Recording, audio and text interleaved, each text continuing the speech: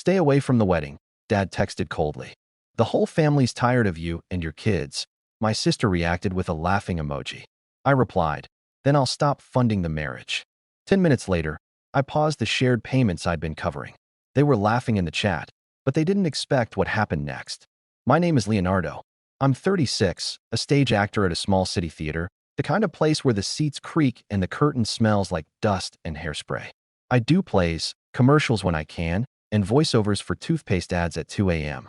I'm married to Mara, who works nights as a nurse. We have triplets, Eva, Nico, and Gia.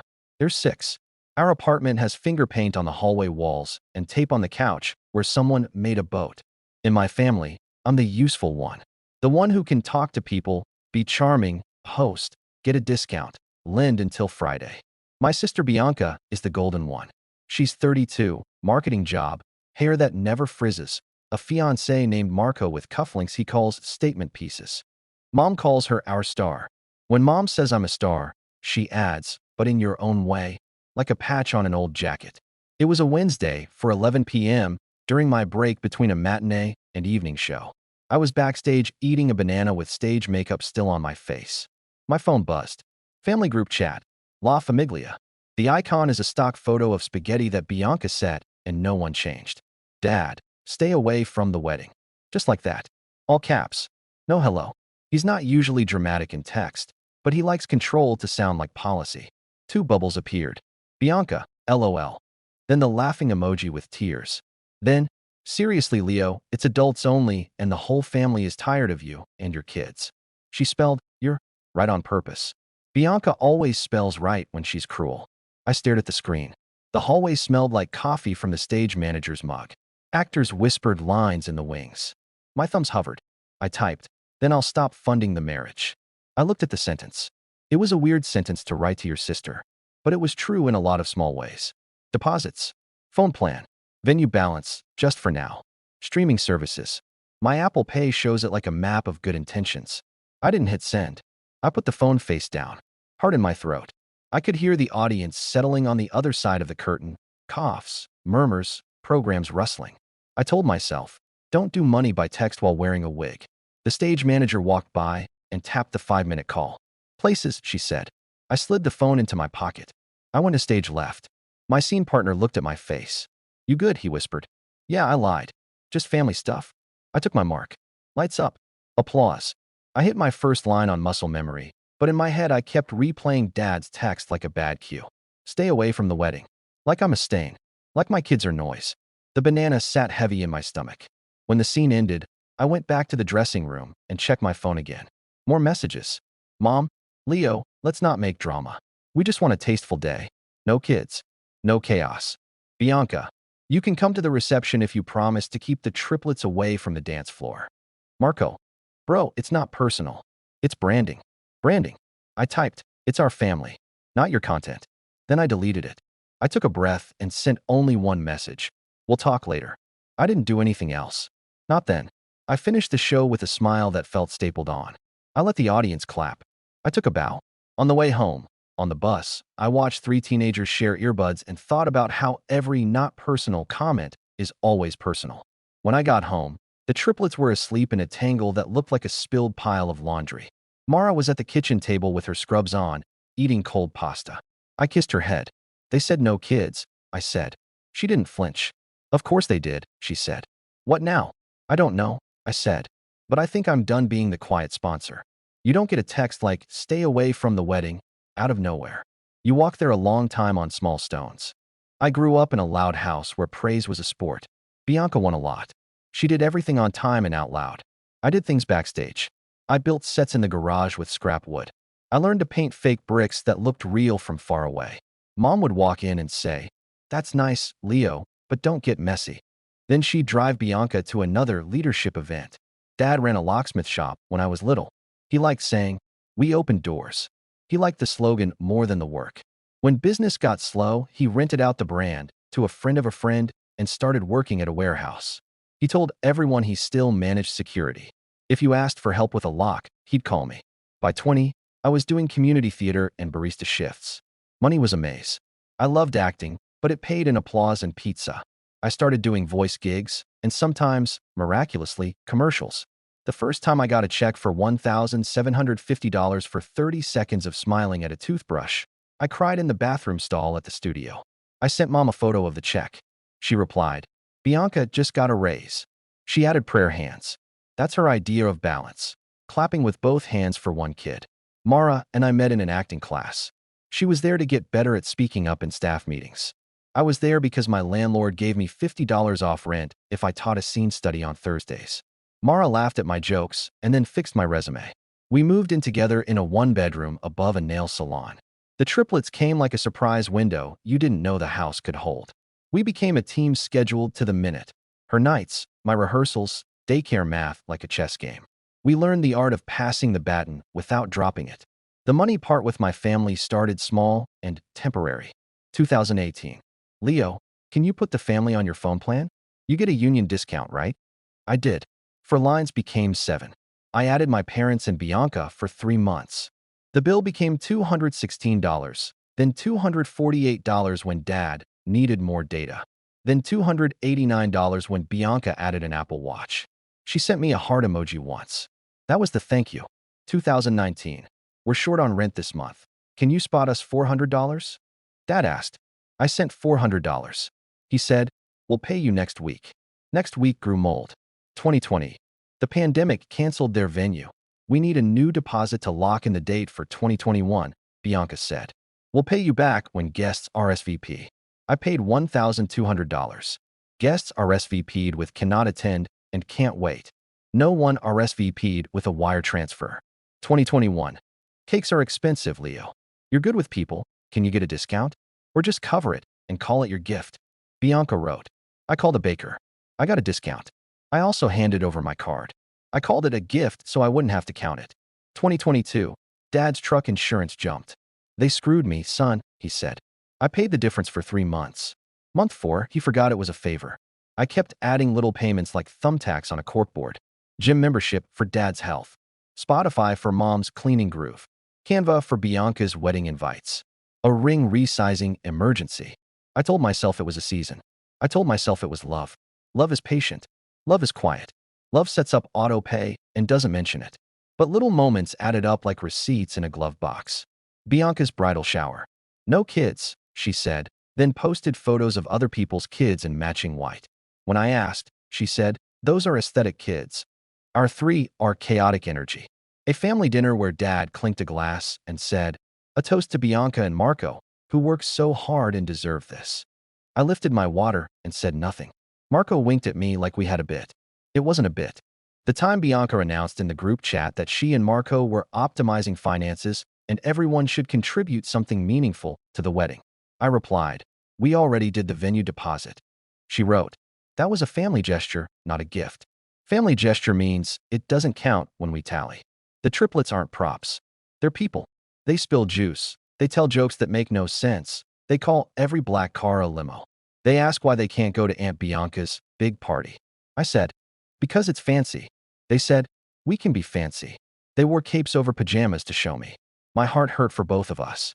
In June, Bianca sent a spreadsheet to the chat labeled wedding, tasks, and $. Everyone had a column. Mine said, MC the reception, free, arrange vendor tips, use your card, will reimburse, coordinate guest arrival, arrive 2 hours early. Mara's name had a row that read, keep Leo's kids off the dance floor. She doesn't like when people call the triplets Leo's kids, like Mara is the babysitter. Mara looked at the spreadsheet and said, they don't see you. The way you say, you're bleeding. I said, I know. I still didn't do anything. I kept rehearsing. I kept paying the phone bill. Then Dad's text hit on that Wednesday. Stay away from the wedding. Bianca's laughing emoji. Marco's branding. Mom's tasteful. My thumbs typed a sentence I didn't send. I went on stage and said someone else's lines. The next morning, I woke up to 13 messages and a missed call from Mom at 6:12 a.m. We don't speak at 6:12 a.m. unless someone's in the hospital. She wrote, think of the optics. Optics. I looked at our calendar covered in daycare times and costume fittings and Mara's night shifts. I looked at our checking account. $1,142.29. Savings, $233.18. The wedding was in 9 days. My card was scheduled to auto-pay the venue balance on Friday. $1,600. Bianca's promise to Venmo tomorrow lived in a parallel universe. I poured cereal. Eva asked, "Are we invited to the big party?" I said, "We're always invited to our own kitchen." It wasn't enough. Mara put a hand on my back. "You're allowed to be done," she said. "Even if it's 9 days before their fancy day." I nodded. I still didn't move. Love makes you slow sometimes. Fear makes you slower. I'm an actor. I can fake calm. It doesn't swipe the card for you. That night, I worked a gig reading stage directions for a casting workshop. $40 and a free granola bar. I came home at 10. The apartment was quiet. I sat at the table with the laptop and opened my bank. I looked at the auto-pay schedule like it was a script I didn't audition for. I closed it again. I wrote boundaries on a post-it because a therapist once said writing the word makes it feel more possible. Then I set the post-it on my phone and went to bed. The rehearsal dinner invite arrived by email. "Please join us for a sophisticated evening." Attached was a PDF with a dress code, earth tones, an address, and a note that said, "No children." We had already arranged a sitter. We put on our nicest brown clothes and drove. At the venue, a waiter offered Prosecco at the door. Mom hugged me like I had already apologized. Dad gave me a handshake that felt like a receipt. Bianca air-kissed near my cheek. Marco said, "We will have fun if you don't, you know," and wiggled his fingers in the air, like ruin everything. I said, "I'm just here to eat chicken." Bianca clapped to get attention. "Before we begin, we'd like to thank family for stepping up," she said into a mic. "Marco's parents for the rehearsal space. My parents for everything.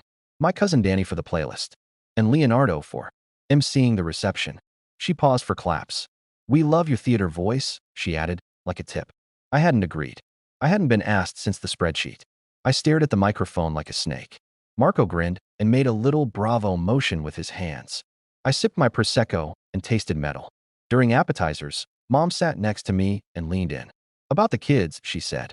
"Please don't make a scene." "They're 6, I said. "They make scenes out of cardboard. We make peace." She frowned. "Don't be clever." "Then don't be cruel," I said softly. Her mouth turned into a thin line. "Bianca's day matters. Your feelings are not the main act." I laughed once. "Small. That's accurate," I said. Halfway through dinner, the venue manager tapped my shoulder. "Hey, Leonardo. The card on file for Friday's balance is yours. Just confirming." "Confirming what?" I asked, though I already knew. "That it's still good," he said. "We run it at noon. Balance is $1,600 plus service. Congrats to your sister." I felt my face go warm. "I'm not the groom," I said. "And I'm not the bank." He looked confused and backed away. Bianca appeared like she had a string on him. "Don't embarrass us," she whispered. "It's just a hold. We'll move money. You have better points anyway." "Points?" I said. "Am I your credit card or your brother?" She rolled her eyes. "Don't be dramatic." I went to the bathroom and locked the stall. I sat on the closed lid and stared at the tile. I could hear laughter through the vent. My phone buzzed.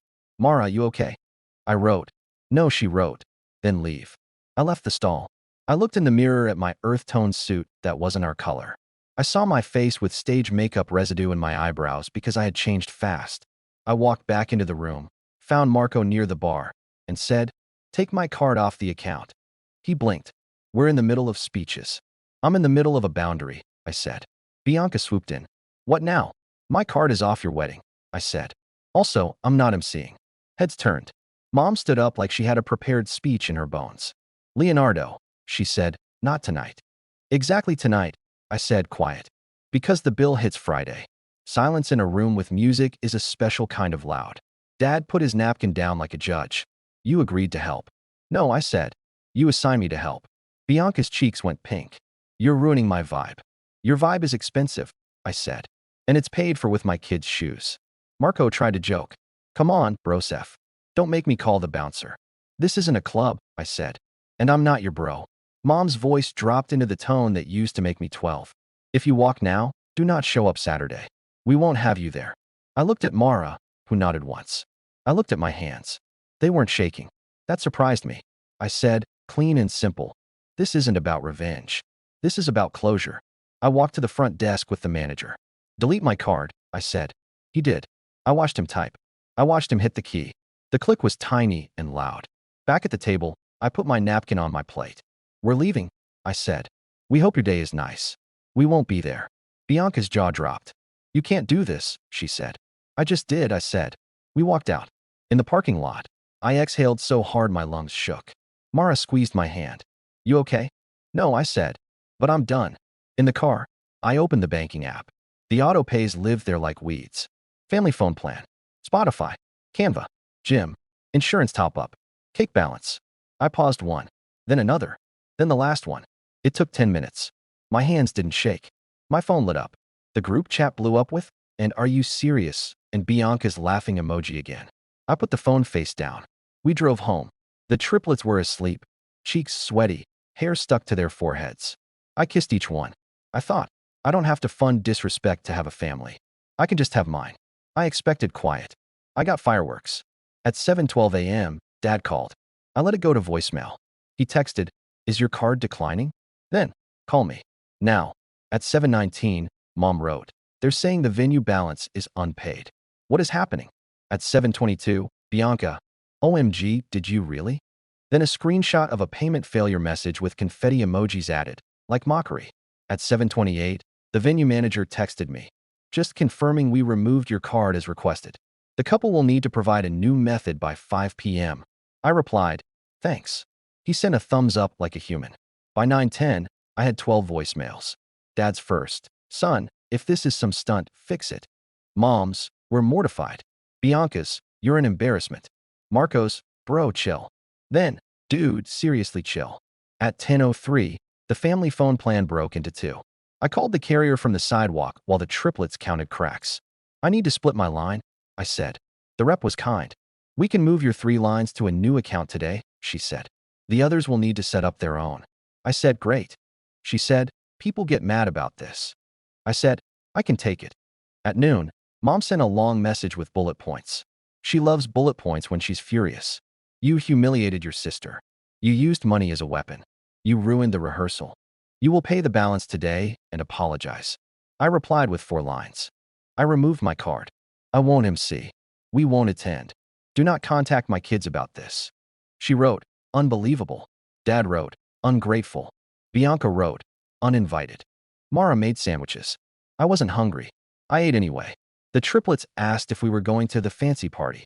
We said, "We're having our own party Saturday." They said, "With capes?" We said, "With capes." At 2:41, Bianca posted an Instagram story with Taylor Swift lyrics and a photo of champagne. One aunt commented, "Ignore the haters." Another wrote, "Fam over everything." I closed the app. I reopened it. I closed it again. I am a human. I make it worse for myself sometimes. By 4:30, Marco texted me a screenshot of a bank transfer from his parents. "Crisis averted," he wrote, then added a flexing arm. 10 minutes later, another text. "Except now the florist is asking for the final payment earlier. Can you spot it? They know you." I didn't know them. I had gotten them business. I typed, "No," he wrote, "Petty." I wrote nothing.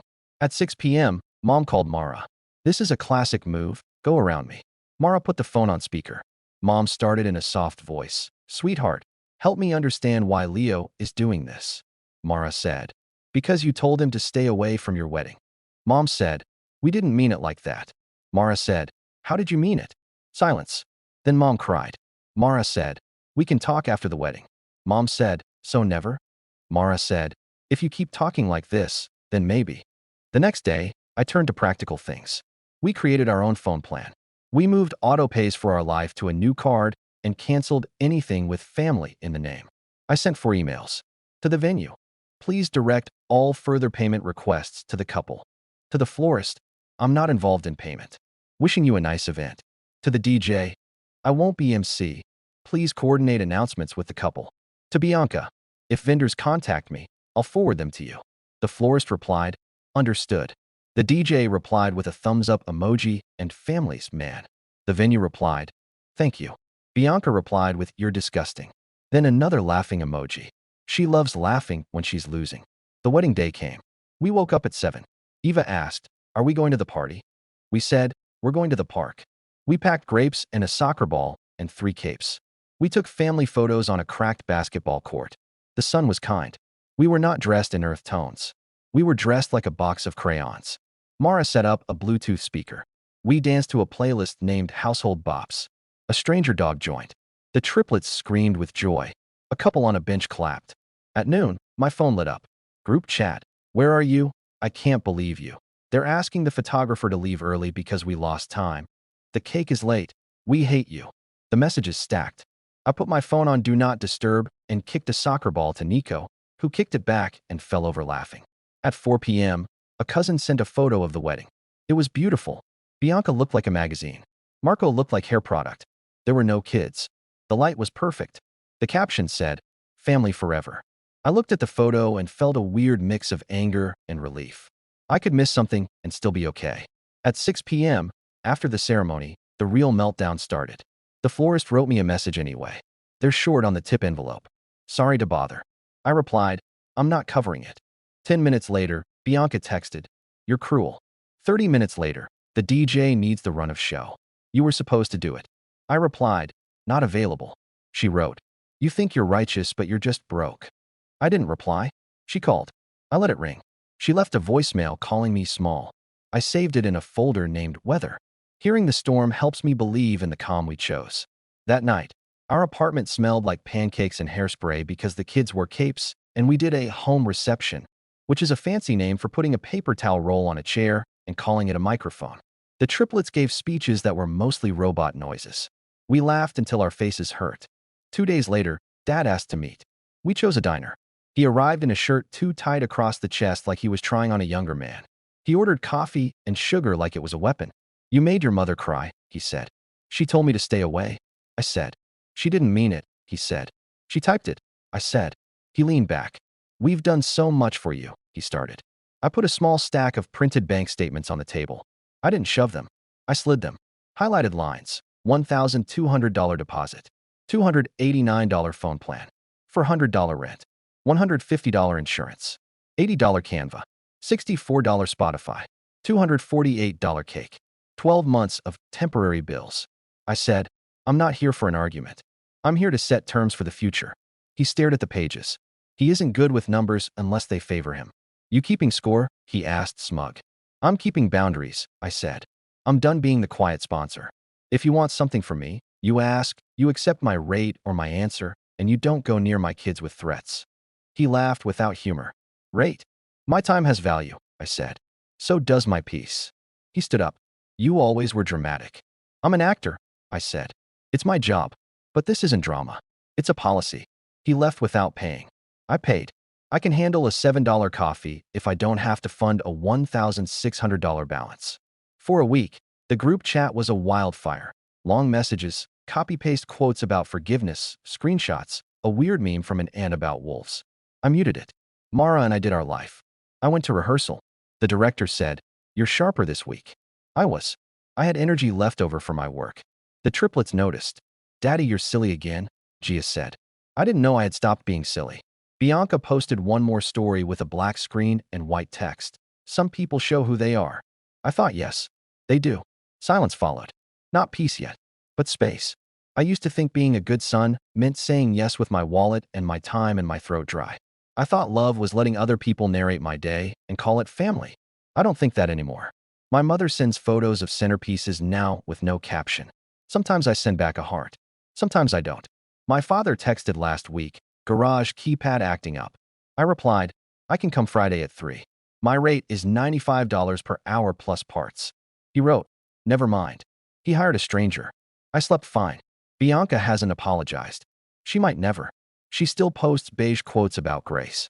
She still tags brands in her stories. We're not blocked. We're also not close. I mailed a simple wedding gift a month late. A plain set of everyday plates. No note. No card.